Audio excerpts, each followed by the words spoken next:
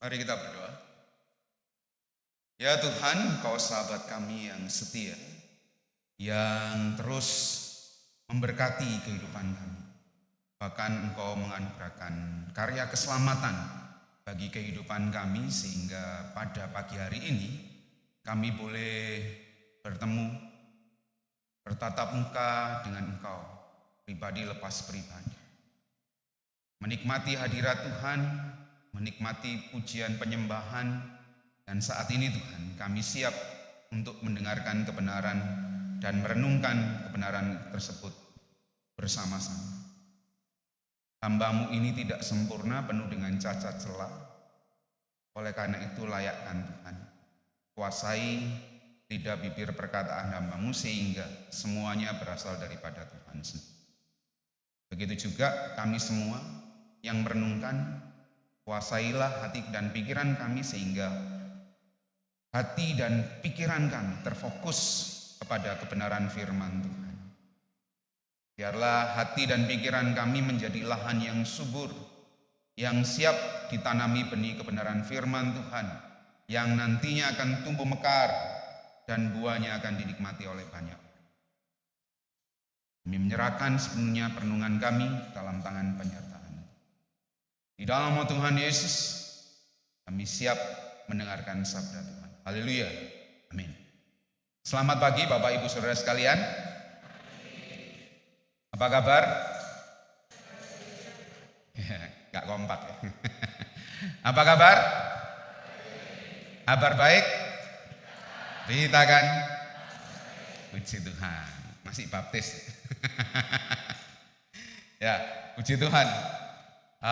Terima kasih kesempatannya Gereja Baptis Indonesia Pengharapan melalui Pendeta Muda Bayu menghubungi saya untuk boleh menggantikan beliau dalam tugas minggu pagi hari ini karena beliau sedang cuti.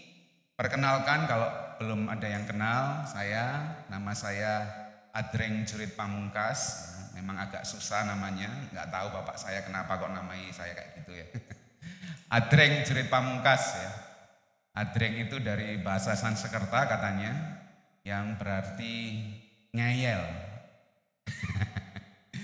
atau tidak gampang menyerah, tidak putus asa. Jurit dari kata prajurit, pamungkas terakhir. Jadi anak terakhir yang tidak mudah putus asa, itu kata bapak saya. Ya, semoga doanya terus dijabah. Dan, saya menghidupi nama tersebut sebagaimana Tuhan Yesus memberkati kehidupan saya.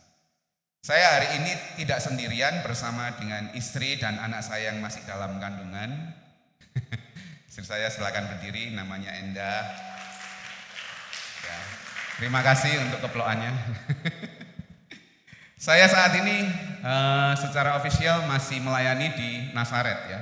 Kurang lebih 2 bulan lagi, karena di bulan September nanti akan berpindah dekat sini ke Bethesda untuk menerima panggilan pelayanan yang ada di sana. Ya, itu perkenalan dari saya. Anak saya 3 termasuk yang dalam kandungan, yang 2 sekolah minggu di Nazaret. Kita akan bersama-sama membuka bagian firman Tuhan yang dipesankan oleh Pendeta Bayu untuk saya boleh menyampaikannya dari 2 Timotius pasalnya yang kedua, ayat 8 sampai yang ke-13. 2 Timotius pasal yang kedua, ayat 8 sampai yang ke-13. Silakan Bapak Ibu membuka bagian dari firman Tuhan Bapak Ibu, baik secara analog maupun digital. 2 Timotius 2 ayat 8 sampai yang ke-13. Kalau sudah ketemu silakan Bapak Ibu memperhatikan, saya akan menolong membacakannya dari mimbar. 2 Timotius 2 ayat 8 sampai 13, begini bunyi firman Tuhan.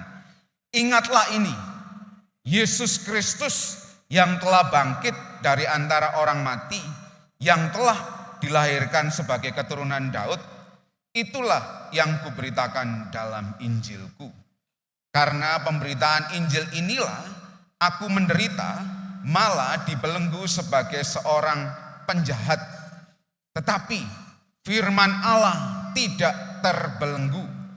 Karena itu aku sabar menanggung semuanya itu bagi orang-orang pilihan Allah supaya mereka juga mendapat keselamatan dalam Kristus Yesus dengan kemuliaan yang kekal.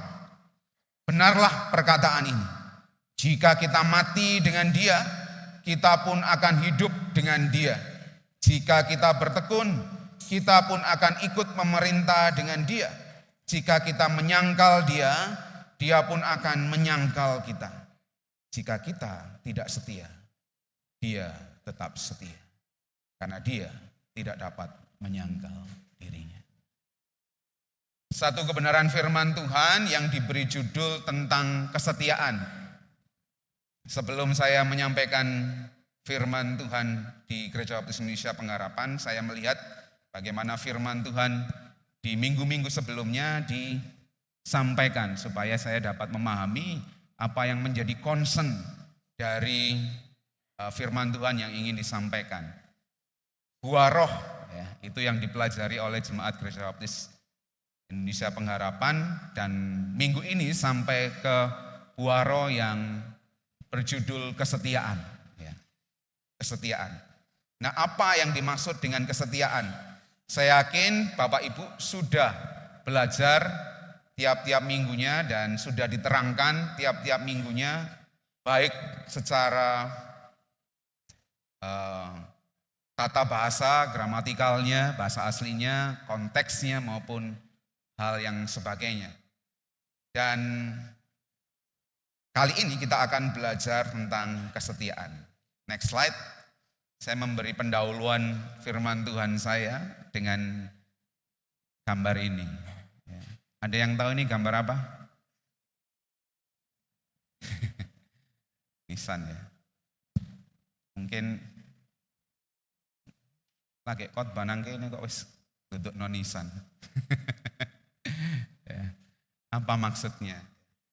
Bapak Ibu Saudara sekalian, kalau Bapak Ibu pernah mengikuti ibadah pemakaman, dan ibadah pemakaman itu Kristen, ya memang batu nisan ini biasanya ditaruh ketika kurang lebih kubur itu katakanlah sebulan atau 2 bulan baru bisa ditaruh supaya tanahnya benar-benar padat. Ya. Tetapi kalau kita memperhatikan, ada bagian dari nisan tersebut, kalau dia orang Kristen itu selalu ditulis itu ya ayatnya ya. 2 Timotius berapa itu? 2 Timotius 4 ayatnya yang ke-7 ya. Aku telah mengakhiri pertandingan baik. Aku telah mencapai garis akhir dan aku telah memelihara iman. Ya, tanpa bermaksud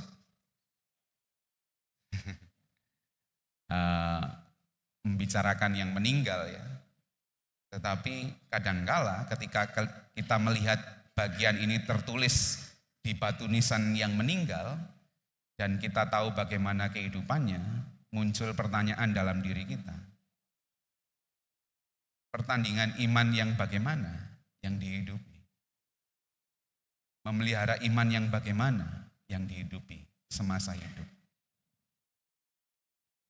Orang bisa saja mengaku Kristen, orang bisa saja beragama Kristen, tapi apakah benar-benar mengetahui esensi dari mengikut Kristus?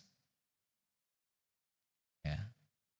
Apakah benar-benar mengetahui sehingga ketika menorehkan tulisan ini di batu nisan itu sungguh-sungguh layak. Lupa, yang nulisin kan bukan yang meninggal. Yang mesenin kan keluarganya. Ya ini pesan untuk keluarganya. Yang belum meninggal. Pertandingan iman yang bagaimana yang kita ini. Nah ini berhubungan dengan apa yang akan kita pelajari berikut ini. Tentang bagaimana kita menjalani hidup dengan setia. Sebagai definisi, dalam konteks buaro, next slide, Galatia 5 ayat 22, ya, kesetiaan dari bahasa aslinya pistis diterjemahkan dengan beberapa Alkitab ya, menerjemahkan dengan kata faith, ya. Di King James itu pakai faith, tapi di New English Translation itu pakai faithfulness. Yang mana yang benar? Nah, yang mana yang benar? Memang kalau kita terjemahkan dalam permaknaan bahasa Indonesia, ya, dalam maknanya di bahasa Indonesia, kesetiaan di sana, ya, itu kalau diterjemahkan secara biasa itu berarti iman percaya kepada Allah. Keyakinan atau kepercayaan, kesetiaan dapat dipercaya atau loyalitas. Tetapi dalam konteksnya, dalam gramatikalnya secara bahasa asli, next slide, bahwa kata kesetiaan di sana itu tidak hanya merujuk kepada konsep berpikir saja. Tidak hanya merujuk pada keyakinan saja, tetapi sebuah tindakan yang diwujud nyatakan. Sebuah konsep berpikir yang diwujud nyatakan, yang terus dihidupi. Sebagai bentuk komitmen. Itu terkait dengan kata faithfulness. Yang artinya setia kepada Tuhan, setia pada firman-Nya, setia melakukan tugas tanggung jawab yang sudah Tuhan percayakan, setia dalam hubungan dengan orang lain. Ini bukan saja konsep, tetapi benar-benar dilakukan. Dilakukannya bagaimana? Dilakukannya secara konsisten. Ya.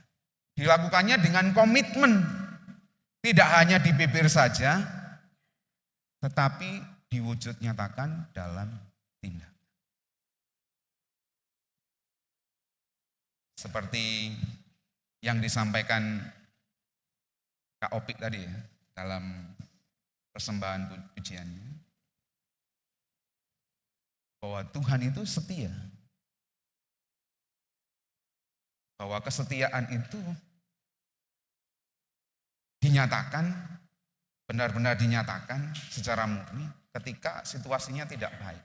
Nah, itu yang akan kita pelajari dari teks yang diberikan kepada saya di 2 Timotius pasalnya yang kedua, ayat 8 sampai 13. Sebagai latar belakang dari surat Paulus kepada Timotius, ini merupakan surat terakhir yang ditulis Paulus kepada anak rohaninya, yaitu Timotius yang kala itu sedang melayani di Efesus. Ditulis dalam keadaan sebagai tahanan kerajaan Roma, negara Roma. 2 Timotius 1 ayat 16 menjelaskannya demikian. Dan dalam keadaannya di penjara, dia menderita. 2 Timotius 2 ayat 2 ayat 9 menjelaskannya. Tidak hanya menderita, tapi dia juga ditinggalkan banyak rekannya.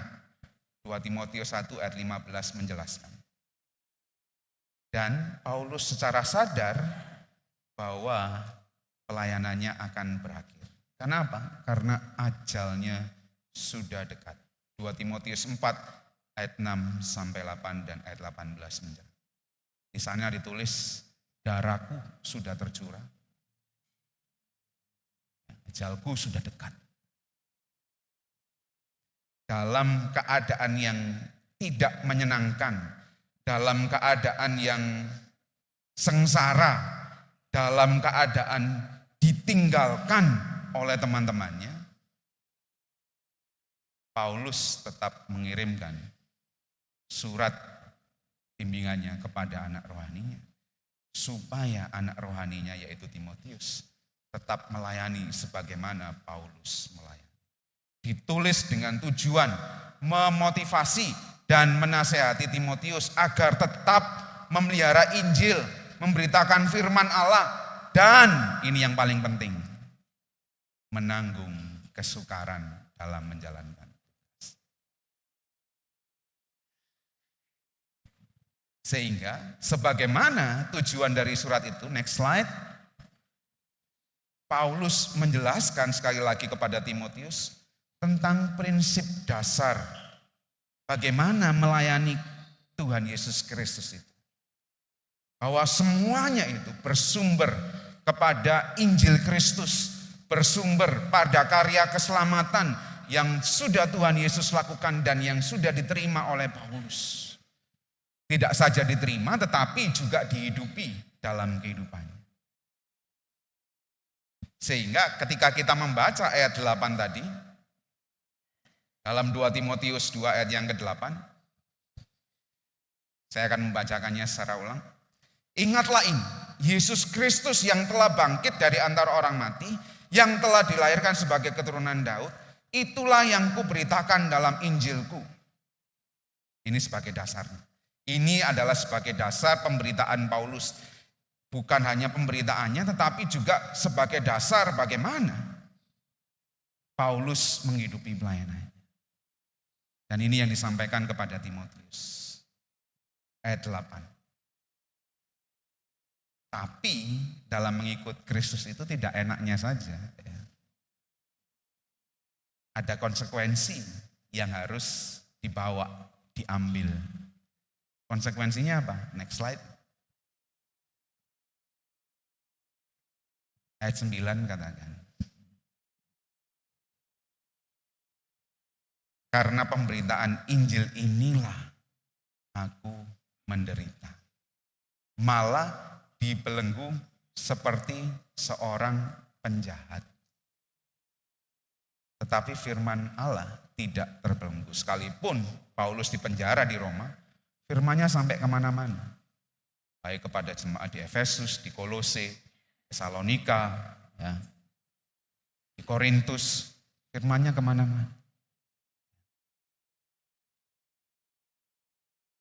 Tidak terbelenggu, sekalipun ketika dia menulis surat itu dalam keadaan yang menderita.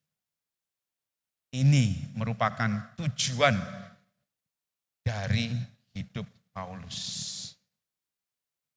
Ini yang sedang dikerjakan oleh Paulus. Ini yang disampaikan kepada Timotius untuk Timotius melanjutkannya.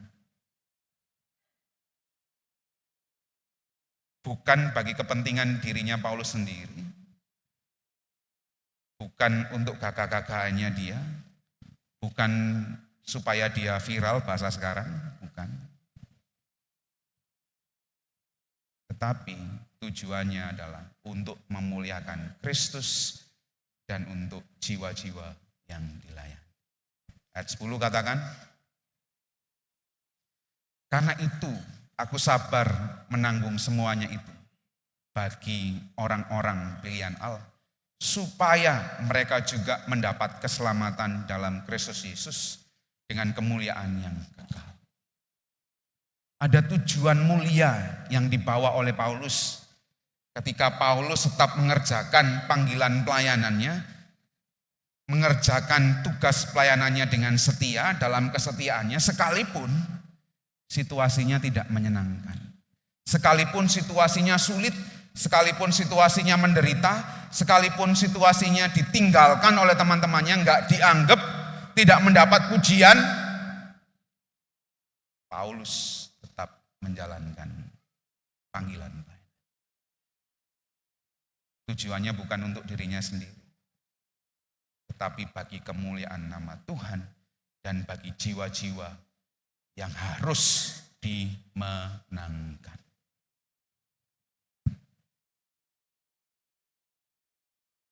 Ini yang menjadi concern.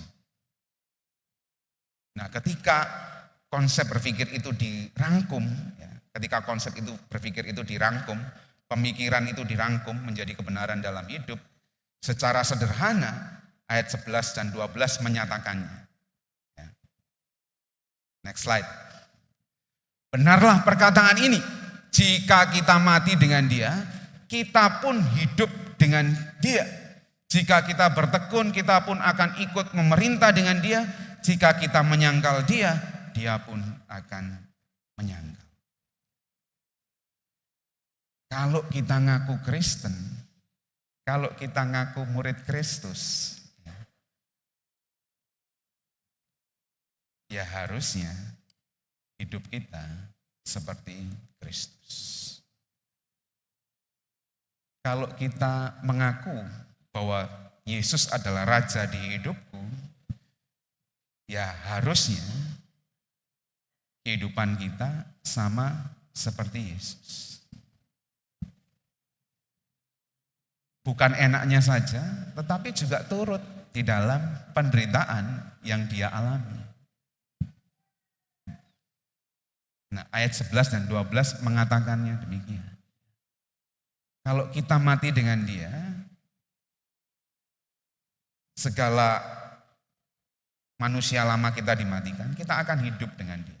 Menerima hidup baru. Nah, hidup kita itu sama dengan hidupnya Kristus mestinya.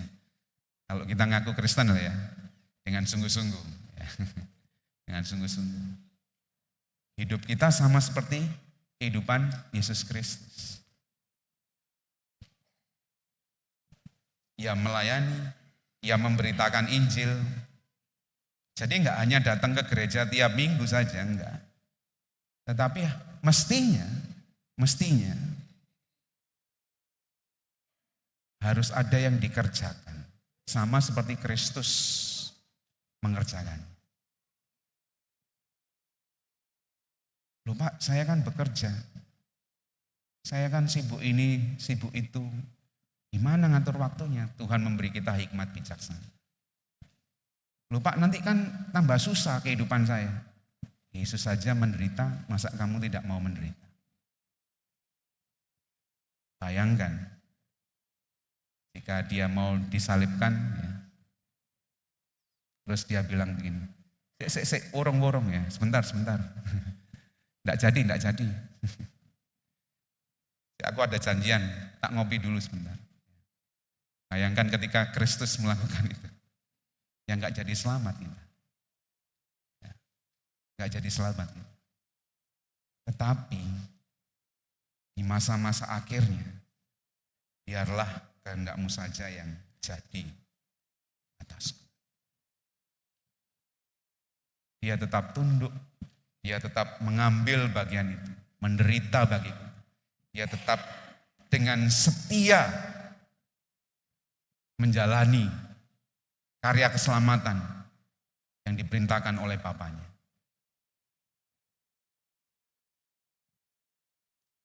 Ini yang menjadi kebenaran di dalam firman Tuhan yang kita belajar. Ini yang menjelaskan tentang bagaimana kesetiaan itu dihidupi. Jadi tidak hanya sebatas beriman saja, tetapi beriman yang bagaimana? Mengikuti pertandingan iman yang bagaimana? Menghidupi iman Kristen yang bagaimana? Itu yang menjadi penting dalam kehidupan Kristen. Sebagaimana Kristus yang dengan setia rela menderita di kayu salib. Ya demikian juga kita semestinya menjalani kehidupan di dalam panggilan kita masing-masing. Kalau kita bertekun dalam panggilan itu, kita pun akan ikut dalam kebahagiaan nanti. Di surga kelak, kita akan memerintah bersama-sama dengan Dia. Tetapi, jika kita menolak kasih anugerah itu, maka Dia juga akan menolak. Firman Tuhannya jelas. Firman Tuhannya jelas. Yang menjadi dasar menjalani panggilan pelayanan ini, next slide, yaitu kesetiaan Kristus. Ayat 13 katakan, jika kita tidak setia, Dia tetap setia. Karena Dia tidak dapat menyangkal diri.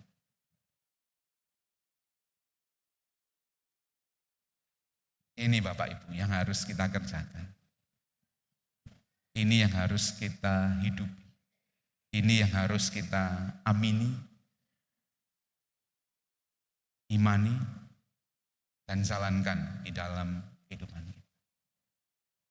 Tidak hanya konsep berpikir, tapi Paulus juga menunjukkan cara aplikatif sederhananya bagaimana. Secara aplikatif, Paulus memberi pesan kepada Timotius dalam menjalani panggilan ini, dalam menjalani kesetiaan sama seperti Kristus ini dengan cara ayat 2 katakan. Ya, saya membacakan ayat 2 Timotius ayat yang kedua. Apa yang telah engkau dengar daripadaku di depan banyak saksi, Percayakanlah itu kepada orang-orang yang dapat dipercayai juga, yang juga cakap mengajar orang lain. Jadi begini, memang ini terkait dengan iman. Pemberitaan Injil itu harus tetap diberitakan. Dan ketika mengajarkan itu seperti dalam konteks bahasa aslinya ya, itu seperti kita sedang menyerahkan sesuatu yang berharga kepada orang lain, supaya sesuatu yang berharga itu nantinya dapat diterima, dijaga, tidak hanya dijaga, orang yang menerima sesuatu yang berharga itu juga nanti akan melanjutkan ke orang lain. Sehingga ketika kita menyerahkan kepada orang itu harus bisa dipercayai. Ya.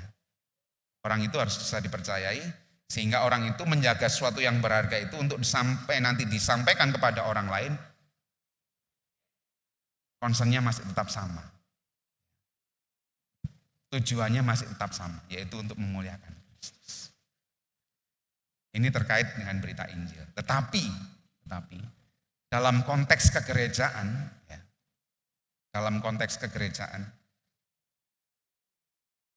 bagian ini juga bisa berarti bakat, talenta, kemampuan, harta benda, dan yang lain sebagainya yang kita bisa persembahkan, yang kita bisa wujud nyatakan dalam tindakan pelayanan kita kepada orang lain. Sulit, iya sulit. Mengajari orang lain sulit. Harus konsisten, iya. Harus komitmen, iya. Memberi waktu, iya apalagi. Ya. Di Nazaret itu ada pusat pengembangan anak, PPA.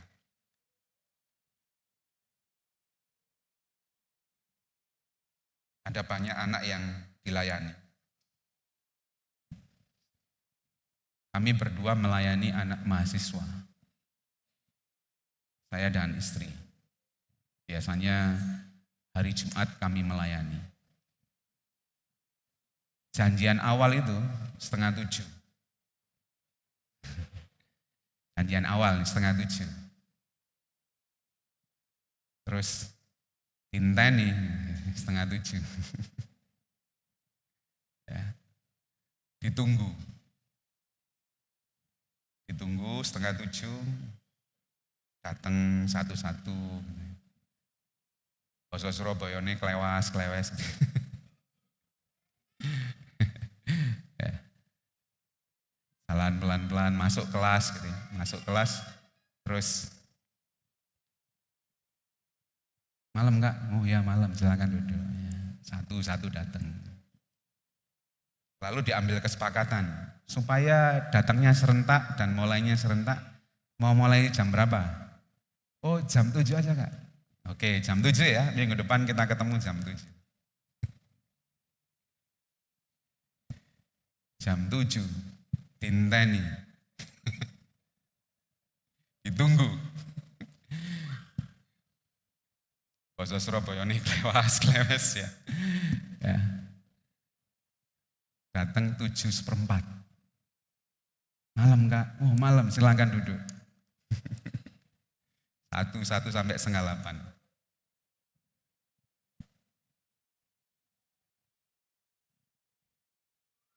Ya begitu seterusnya. Menyakitkan nggak gitu? Ya. Kadang datang itu kalau ada perlunya saja. Ya, supaya absennya kelihatan gitu. Ya. Baru aktif datang. Kalau enggak perlu dengan absen ya enggak datang. Jadi ke PPA itu kalau ada perlunya saja. Tetapi apakah kami berdua akan mengurangi pelayanan kami? Kalau dipikir secara manusia, ya seperti kami tidak diorangkan. Tapi ayat ini menekankan bahwa itu panggilan menderita sama seperti Kristus itu ya.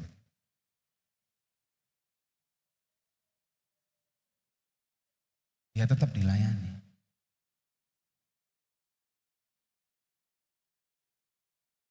Saya minggu lalu berkhotbah tentang 2 Korintus. Tentang bagaimana Paulus sudah berdoa 3 kali untuk Tuhan mengambil duri dalam dagingnya. Tuhan katakan tidak, cukuplah kasih karunia-Ku bagimu. Ya, ini keluar dari konteks tetapi masih dalam satu rangkaian. Jadi jemaat Korintus itu, jemaat yang dilayani Paulus itu, ya, itu ketika Paulus sudah mati-matian melayani jemaat Korintus malah membuli Paulus. Menyatakan bahwa Paulus itu bukan rasul pilihan Allah. Dirasani, diunek-unekno, ya, dianggap bukan rasul. Ya. Dan itu bagian dari penderitaan Paulus. Yang sudah 3 kali Paulus mendoakan kepada Tuhan Allah supaya itu ditarik. Tapi Tuhan Allah bilang, cukuplah kasih karunia-Ku bagimu. Artinya apa? Ya sekalipun ketika kita mengajarkan sesuatu lalu yang sedang dilatih, diajar itu nyepeleke, tidak memperhatikan, tidak mengorangkan kita, tidak menganggap pelayanan kita, ya kita tidak boleh mengurangi sedikit pun nilai dari pelayanan. Karena apa? Karena itu panggilan pelayanan kita sebagai orang Kristen. Orang yang ngaku telah mati bersama-sama dengan Kristus, telah bangkit bersama-sama dengan Kristus, mengenakan manusia baru, hidup dengan kehidupan yang baru, ngaku Kristen.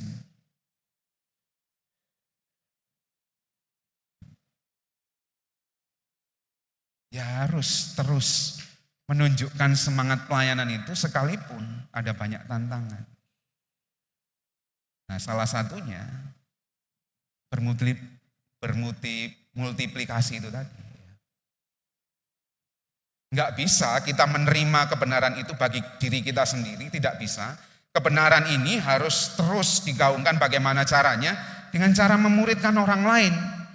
Memuridkan orang lain susah, Pak. Iya, susah. Kristus saja susah kok, tapi dia bersabar menanggung penderitaan itu.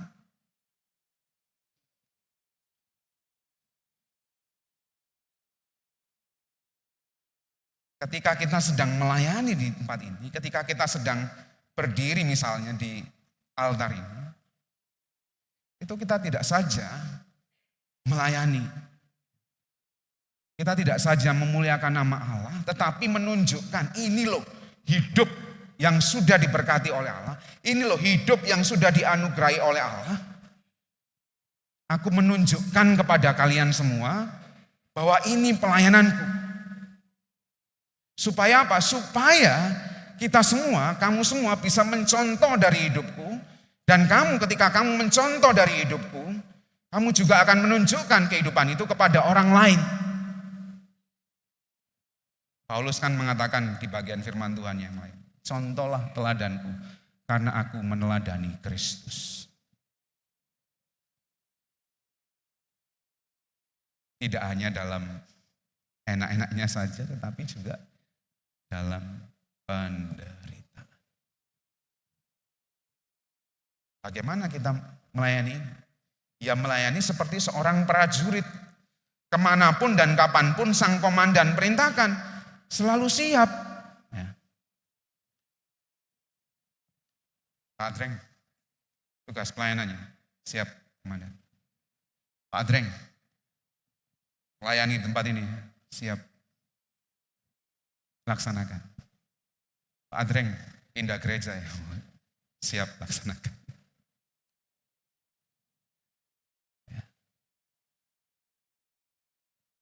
Apapun situasi dan kondisi. sekalipun tidak menyenangkan, sekalipun harus memulai dari awal, sekalipun situasinya berat, tapi itulah panggilan pelayanan kita. Itulah yang harus kita hidupi. Melayani sebagai seorang prajurit. Melayani seperti seorang olahragawan. Tidak hanya bertanding, tapi bertanding sesuai dengan aturan. Next slide. Aturan-aturannya apa? Kaidahnya apa? Ya sesuai dengan peraturan firman Tuhan. Sesuai dengan tuntunan Roh Kudus Tuhan. Bertanding. Sehingga nanti ketika akhir dengan layak menorehkan tulisan yang tadi, ya, 2 Timotius 4 ayat 7. Aku telah mengakhiri pertandingan yang baik. Karena apa? Karena bertandingnya secara baik, ikut aturan. Bertandingnya enggak sikut kanan, sikut kiri, enggak. Bertandingnya bukan dengan cara menjatuhkan orang lain, tidak.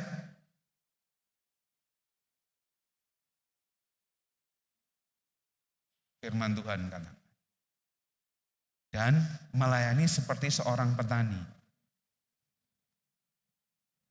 Bapak saya itu pendeta Sumarli namanya. Beliau sudah dipanggil Tuhan 2019, waktu umurnya pas 70. 2019 dipanggil Tuhan. Nah, beliau melayani dulu di Nazaret, lalu ketika saya kelas 4 CAU 2, masih pakai CAU zaman saya, triwulan CAU yang kedua, CAU yang kedua, pindah ke Jakarta, melayani di Gereja Baptis Cilandak, Jakarta. Lalu ketika saya kelas naik kelas 2 SMP, pindah ke Kediri, melayani di desa. Nah, waktu di Kediri itu saya melihat bagaimana cara kerja petani. Saya melihat cara kerja petani. Mulai dari mempersiapkan lahan, terus nanam bibit, ngasih pupuk,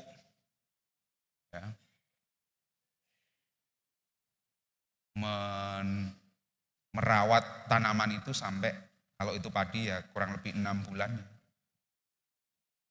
baru nanti panen. Nah, ketika proses menunggu ini, itu ke sawahnya enggak hanya pagi hari kadang-kadang, enggak hanya siang hari kadang-kadang, tapi malam hari juga kadang. Yang ngecek sawahnya, ada yang ngerusak atau enggak, ada yang ngeracunin tanamannya apa enggak, ada yang ngambilin atau enggak, dijaga, benar-benar dijaga.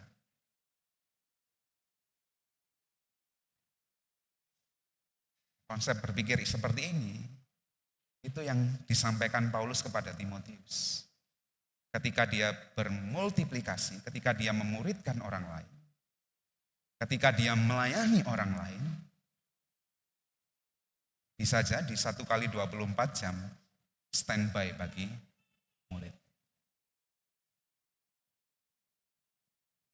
Menjaga supaya apa yang sudah disampaikan, apa yang sudah ditunjukkan ini tidak diambil oleh orang lain dengan cara yang salah, atau tidak dicemari oleh yang lain dengan cara yang salah. Berat.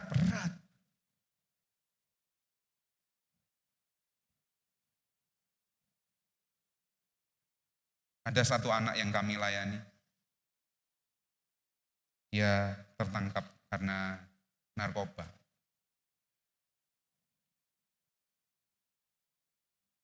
Lalu dia ditahan, pertama di Daeng kalau tidak salah. Lalu setelah itu istilahnya dilayar ya. Dilayar itu dipindahkan ke tempat yang lain. Kalau nggak salah di situ Bondo atau mana. kurang hafal. Tiap jam 1 malam ketika dia dalam tahanan, mesti nelpon.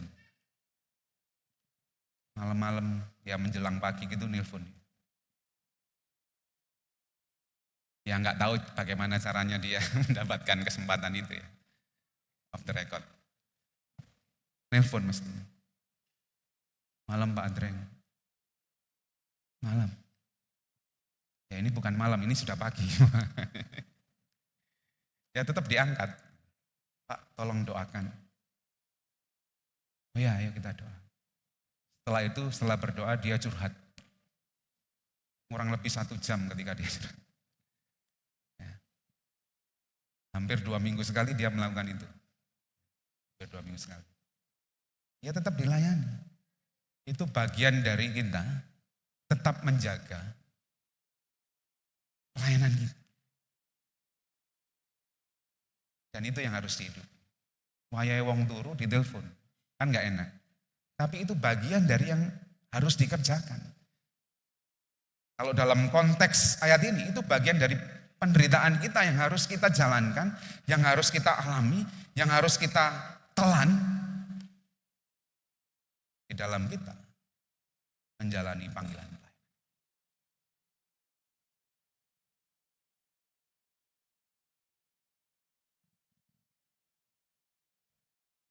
Nah, bagaimana dengan Bapak Ibu, Saudara sekalian saat ini? Saya mencatatkan beberapa aplikasi praktis bagi jemaat Mahasakim. Yang pertama, ketika kita menjalani kesetiaan, sebagaimana Kristus yang sudah setia, ya kita harus setia dalam memegang kebenaran firman Tuhan dalam menjalani kehidupan. Kaidah kita, patokan dasar kita itu adalah firman Tuhan. Jadi apapun kehidupan kita, apapun yang sedang kita kerjakan, apapun yang kita sedang hadapi, semuanya kembali kepada Alkitab. Back to Bible. Ketika kamu ditampar pipi kananmu, berikan pipi kirimu. Ketika kamu dihina musuhmu, doakan dia.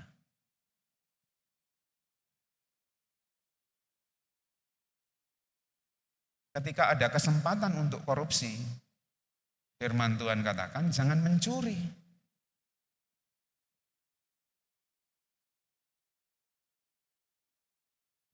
Sesimpel itu. Pemikirannya. Ngerjakannya, ya bisa jadi setengah mati. Bisa jadi setengah mati. Tapi itu panggilan pelayanan kita itu ya seperti itu. Panggilan kehidupan kita sebagai murid Kristus itu ya seperti itu. Kesetiaan dalam membangun hubungan pribadi dengan Tuhan. Saat teduh, pribadi. Baik secara pribadi maupun membangun mesbah keluarga. Ajak anak istrinya. Membaca kebenaran firman Tuhan. Merenungkan kebenaran firman Tuhan. Ajak keluarga untuk menikmati kebenaran firman Tuhan itu bersama-sama. Nah itu harus dilakukan dengan setia. Supaya apa? Supaya dasarnya itu tadi tetap nemplek, tetap tumbuh, tetap ada di dalam keluarga itu. Ya, kalau tidak diajarkan oleh keluarga sendiri, tidak dihidupi oleh keluarga sendiri, ya jangan harap. Ya, nyuruh anaknya untuk baca firman Tuhan, tapi bapaknya gak tahu maca Alkitab.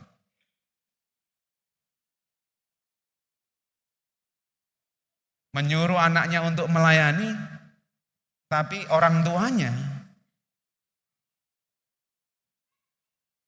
ke gereja cuma pas Paskah, Natal, sama kenaikan Tuhan Yesus Kristus. Ya nggak bisa.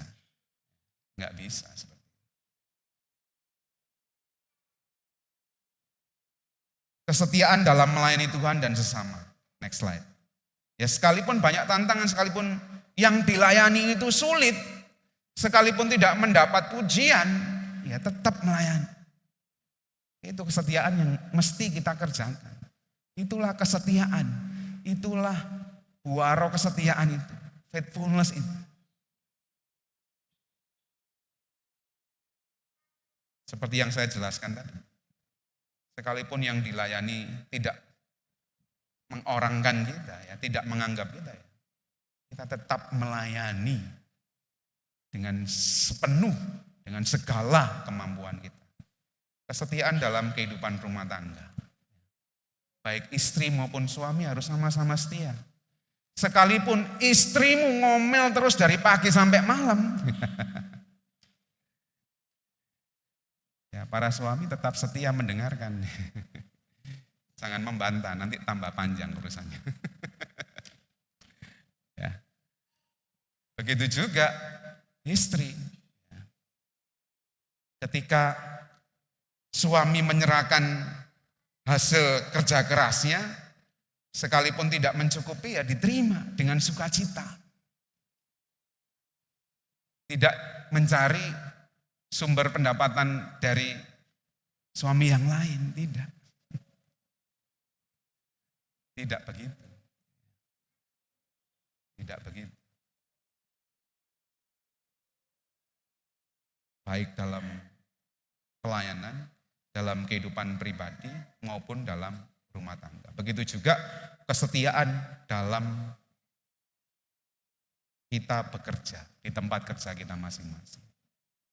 Jangan hanya ketika ada bosnya saja rajin, enggak. Ketika tidak ada bosnya pun juga harus rajin. Menunjukkan integritas itu tadi, kesetiaan itu tadi.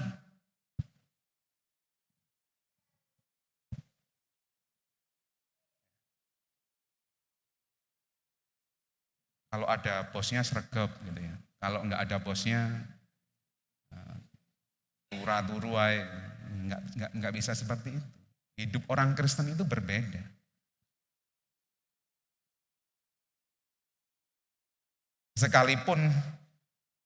Sekalipun dalam pandangan manusia ya, ketika kita sudah sregep misalnya, tidak dilihat oleh bos kita, ya enggak apa-apa, itu bagian dari panggilan pelayanan kita. Sekalipun kita menderita. Sekalipun kita. Karena apa? Karena yang kita hidupi itu adalah kehidupan Kristus. Yang rela menderita sampai akhirnya. Sehingga apa? Semua manusia mendapatkan anugerah keselamatan. Ini terkait buah roh kesetiaan. Oleh karena judulnya buah roh, maka kita perlu menyandarkan, menundukkan, memberi diri kita sepenuhnya kepada tuntunan Roh Kudus. Karena kita tidak mampu mengerjakan sendiri, yang mampu adalah Roh Kudus yang bekerja di dalam diri. Kalau kita tidak menundukkan diri kepada karya Roh Kudus, ya isinya membelot terus. Isinya tidak taat terus. Isinya alasan terus. Karena ada pepatah, katakan, alas kui ombo, tapi lui ombo. Nah. Ya.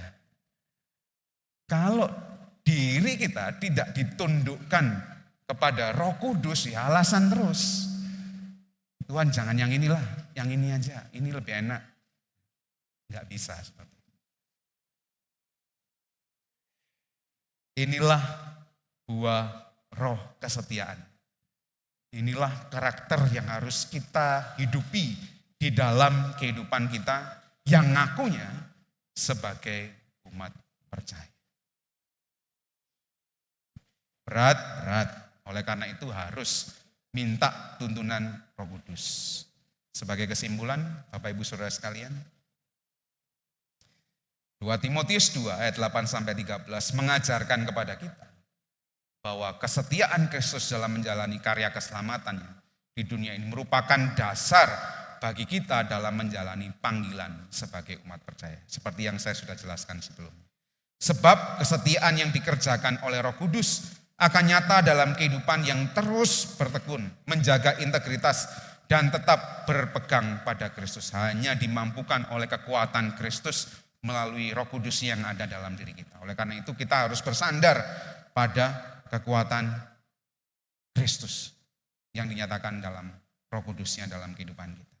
Karena itu next slide, kita sebagai umat percaya tidak hanya dipanggil untuk memulai perjalanan iman dengan baik. Tidak hanya percaya saja, tidak hanya masuk kolam baptisan mentas ya, lalu mendapat piagam baptisan, terus duduk manis. Tidak hanya itu. Tetapi juga dipanggil untuk ikut menderita sama seperti Kristus yang juga telah menderita dan setia sampai akhir dalam menjalani panggilan pelayanan di dunia. Demikian juga kita dalam mengakhiri pertandingan iman kita dalam kesetiaan sampai akhir. Dan nanti kita akan mempertanggungjawabkan muka dengan muka dengan Tuhan Yesus saat nanti kita dipanggil kembali. Mari kita hidupi kesetiaan kita. Tidak hanya dalam konsep berpikir saja, tetapi dalam tindakan nyata. Sehingga buah kehidupan kita sebagai orang Kristen nyata di dalam kehidupan kita sehari-hari. Saya undang pemain musik, memimpin pujian untuk kita boleh menaikkan pujian bersama-sama.